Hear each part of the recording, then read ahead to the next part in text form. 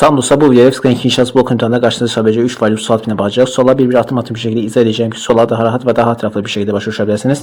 Bir xatırlatma da edim ki, əgər belə videoların davamını istəyirsinizsə, videoyu bəyənməyi, kanala abunə olmağı və videolara şərh yazmayı unutmayın. Bunu etməklə mənə çox böyük bir dəstək olmuş olarsınız.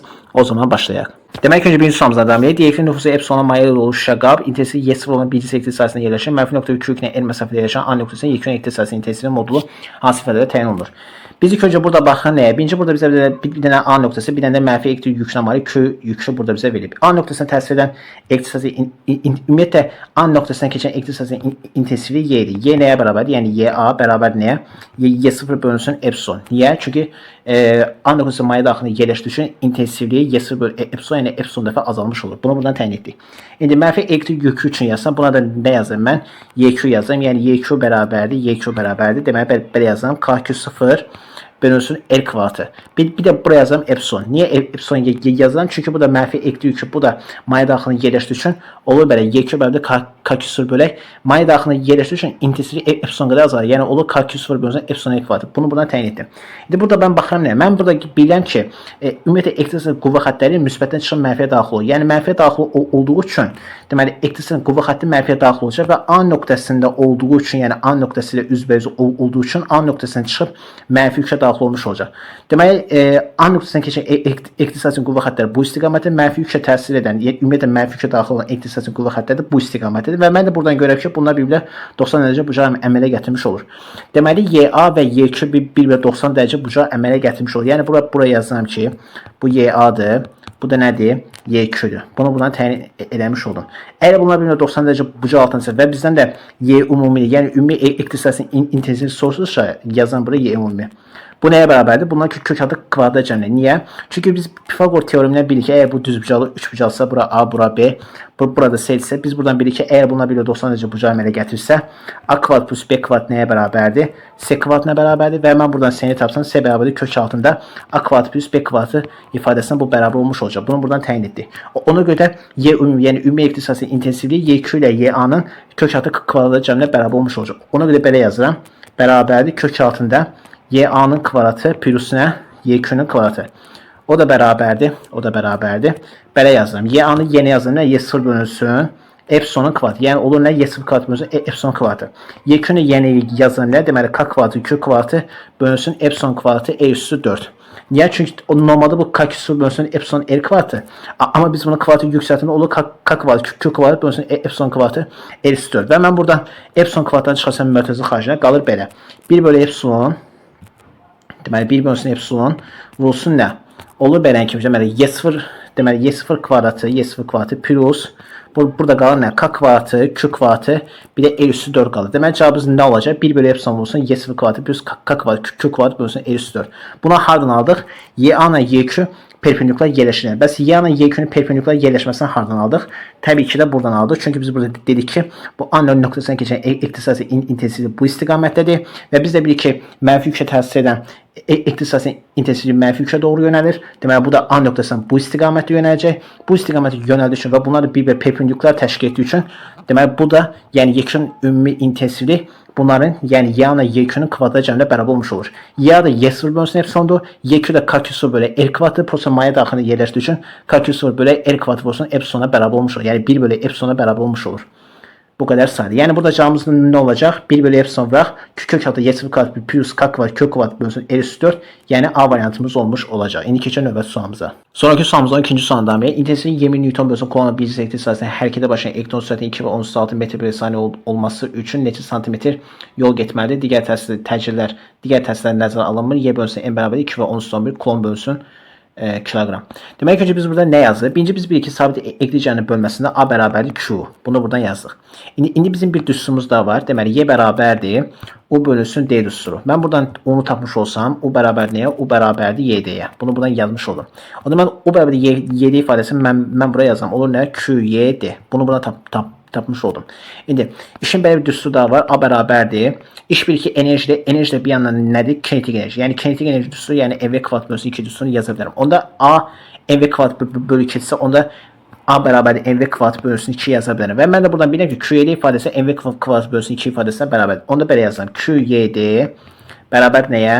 Bərabər nəyə? MV kvadratı bölünsün 2-yə. Bunu buradan tapdım. İndi burada bizə y bölünsün m ifadəsi verib. Yəni bu o demək istəyir ki, yəni q bərabərdir y-dir qısaca. Onda mən q-nün yerinə y yaza bilərəm. Onda belə olur. Y vurulsun böyük y vurulsun d. D bu arada məsafədir. Biz buradan d-ni tapacağıq. Bərabər nəyə? MV kvadratı bölünsün 2-yə. Onda mən buradan d məsafəni tapmış olsam, d bərabərdir belə olur. MV kvadratı bölünsün nə? 2 vurulsun balaca y vurulsun böyük y. O da bərabərdir. Mən ilk öncə burada bizə verilib ki, y bölünsün m ifadəsi 2 və 10^1 kulon bölünsün kiloqram.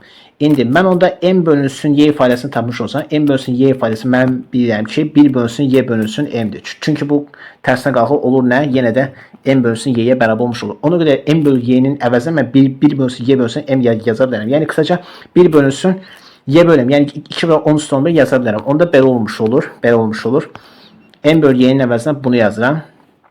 2 və 10^11. 1 vurulsun. İndi v kvadrat nədir? V 2 və 10^6'dır. V kvadrat olanda 4 və 10^12 olur. Bunu da buradan yazdıq. Buraya da nə yazıram? 2 yazıram. Bir də intensivlik qiymətini yazıram. Yəni 20'ni mən buraya yazıram. Onda nəyə bərabər olmuş olur bu? Mən buradan görürəm ki, bu 10^11, bu 10, bu bizə 10^12 və bu 10^12'nə bu ixtisara gedir. 2, bu da 4. Bunlar da ixtisara gedir. Qalır burada bir dənə nə? 2, yuxarıda qalan nə? 1. Olur nə? 0,5 metr. 0,5 metr də 50 santimetrə bərabərdir. Niyə? Çünki bizə santimetrdən soruşur ona görə. Yəni burada cavabımız neçə olacaq? 50 santimetrə.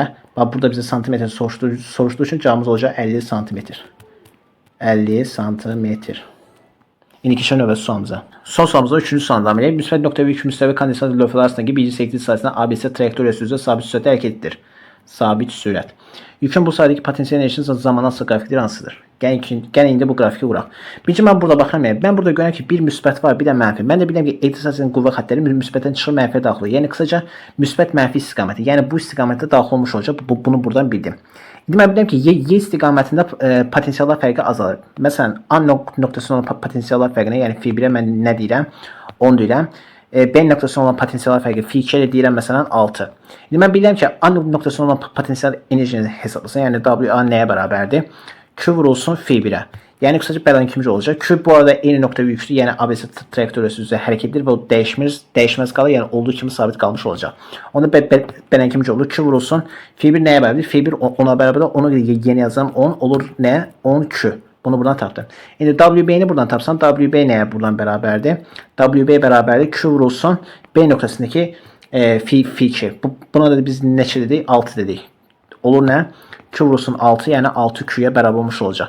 Mən bilirəm ki, A nöqtəsində 10Q'dur, B nöqtəsində isə 6Q'dur potensial enerji. Onda mən bilirəm ki, 10Q'dan 6Q'ya potensial enerji azalır, yəni 4Q azalır. Onda birinci qrafiki mən çəkmiş olsam, yəni W potensialın D-dən asılı qrafikini birinci qrafik çəkmiş olsam, bu istiqamətdə yəni azalmış olacaq.